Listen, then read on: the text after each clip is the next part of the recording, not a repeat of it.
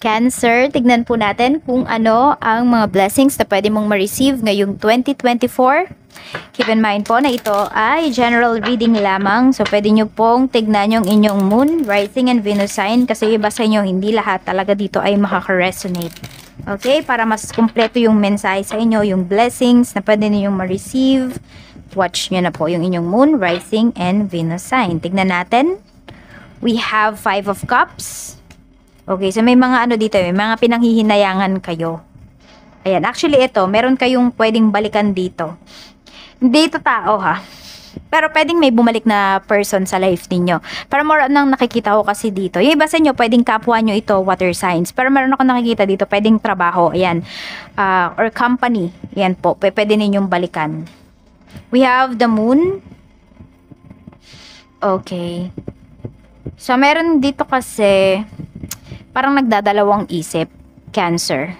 Pero parang nung nasayang yung opportunity, parang bigla niyang nalaman kung ano ba talaga yung gusto niya.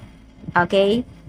Meron tayo ditong 5 of Swords. Pero we have 50-50 energy here. So may nagdadalawang isip nga dito. So make sure lang po talaga yung mga decisions na gagawin ninyo, kung may aalisan man kayo ditong sitwasyon, trabaho, mga tao, is buo talaga yung inyong decision. Kasi kayo din yung mahihirapan dito. If ever man, kung kayo po ay, ayan, biglang na-realize niyo yung worth nung tao, nung sitwasyon na yon. Ayan, pwede rin naman sa inyo may nakaka-realize ng ganyan. Okay, si Cancer, ganito. Sayang, pinakawalan ko si Cancer. We have Knight of Cups. Okay, merong offer sa inyo dito. Some of you, offer of love ito. Okay, yung iba naman sa inyo is ito po ay, ayan, more on ano talaga. Yung iba sa inyo, trabaho. Meron din dito, hindi ko alam kung single mom po kayo or single dad kayo, pwedeng mayroon. Or yung manliligaw sa inyo, pwedeng single dad, ayan po, or single mom, yung makakadeal ninyo dito. Ayan, tignan po natin kung ano pa yung mensahe para sa'yo. Tignan natin, Spirit Guide, ano pa po yung mensahe natin, blessings pa po natin. And meron din dito, okay, kasi we have, Queen of Swords. Meron kayong mga tatanggihan dito na offer sa inyo. Kasi meron indecent proposal dito. Tignan po natin, okay? Tignan natin, Spirit Guide. Kung ano man yung mga hinihintay ninyo dito na mga papers, na mga possibilities, mga opportunities, ayan po. Pwedeng after nyo mapanood yung video na to, 2 months time, ma-receive nyo na yan. Meron tayo ditong crossing bridges. Merong magre-reconnect sa'yo dito. I mean, may magre-reach out sa'yo dito. Mukha nga may makikipagbalikan sa'yo dito. Pero sabi dito kasi, it's time for healing, connecting, mending, and releasing. Sa iba sa inyo, ang hinihintay nyo yata dito is, ano yun tawag doon? Closure for some of you. Ayan, meron dito closure. Iko-close nyo na yung chapter noon. Okay, yung past. Pero magsisimula kayo dito ng new beginnings with this person. Meron tayo ditong infinite abundance. Abundance is pouring into your life. Ayan po. So, meron ba kayong mga tanim? Ayan. Basta may mga, madami kayong i-harvest dito. May mga tao din po na makakatulong sa inyo. Kung meron kayo din naman dito, yung iba sa inyo, kung meron kayong pagkakautang or meron kayo ditong mga binabayaran ng mga properties, mga ganyan, is ngayong taon, pwede nyo po yang matapos. Some of you is August nyo yan matatapos. We have cleansing waters.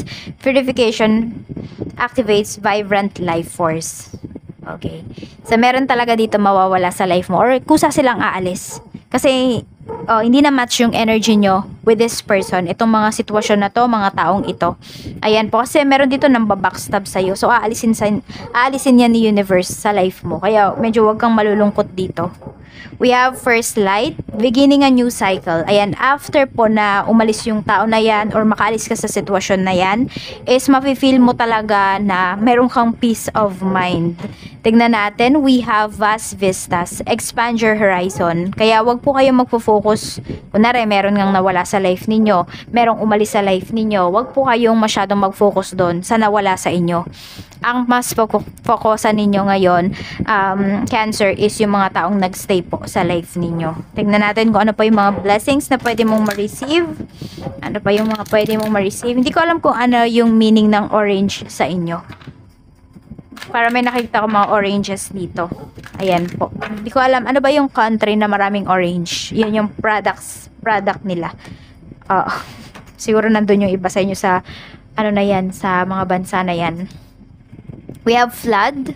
Ayan, sabi, express the ocean of your emotions. So, meron po dito talaga, is biglaan na lang talagang magre-reach out sa'yo. Pwede rin may magko-confess sa'yo dito ng love niya. Meron tayo ditong cat, take care of yourself. Ayan po. So, yung mga negative energies talaga, okay, kung meron kayong hayop, pwedeng sasaluhin niya yan. Meron dito na isang alaga mo, nasasaluhin niya yung mga negativities dyan sa bahay ninyo. Yan po. Meron tayo dito, ay, eto rin pala, iba sa inyo kung nagbe-breed naman kayo ng animals. Ayan, pwede po na kumita kayo dito. Kasi nagbe-breed nga yung iba sa inyo eh. Ayan po, tignan natin, we have naman Mountain Hill. Meron dito, sawa na ba kayo sa dagat? Yung iba naman mamumundok naman, okay? So ano ba, mag-hiking yung iba sa inyo. We have Lottery, First Light. Oh, kaya na kayo sa loto, yan sinasabi sa inyo dito ni bet on yourself. Ayan po, wag kayong manghihinayang naman din, sinasabi dito ni Universe sa pag-i-invest sa inyong sarili. At yung iba po sa inyo, ayan po, Cancer, mag-open ang door para sa inyo pagdating dito sa loto. Yung iba po sa inyo, ganito lang yan, para hindi naman kayo ma-addict. Taya kayo isang beses, then after that, ayan, sa ibang bagay na ninyo, ilaan yung pera ninyo. So, o pwede rin, every month, isang beses lang kayong tumaya. Or every hindi full moon eh. Every new moon, yung iba po sa inyo. Ayan, every new moon. So, tignan nyo na yung mga new moon ng 2024. Kasi yan po yung good time or perfect time, fortunate time para sa inyo. Para tumaya sa loto or sa kung ano man pong tinatayaan ninyo. Tignan natin, we have award. So, ayan po. Accept your well-earned praise. Meron din kayong dito na awards na marireceive. Ayan nga, sabi ko nga sa inyo, kung ano man itong hinihintay ninyo, marireceive nyo yan. Pwedeng 2 weeks from now. After nyo mapanood yung video natin na ito. Tignan po natin ano pa yung mensahe para sa'yo. Spirit guide, mensahe pa po natin. We have, sabi dito, when it comes to matters of the heart, there is no right or wrong. Every choice you make expand your understanding of life and love.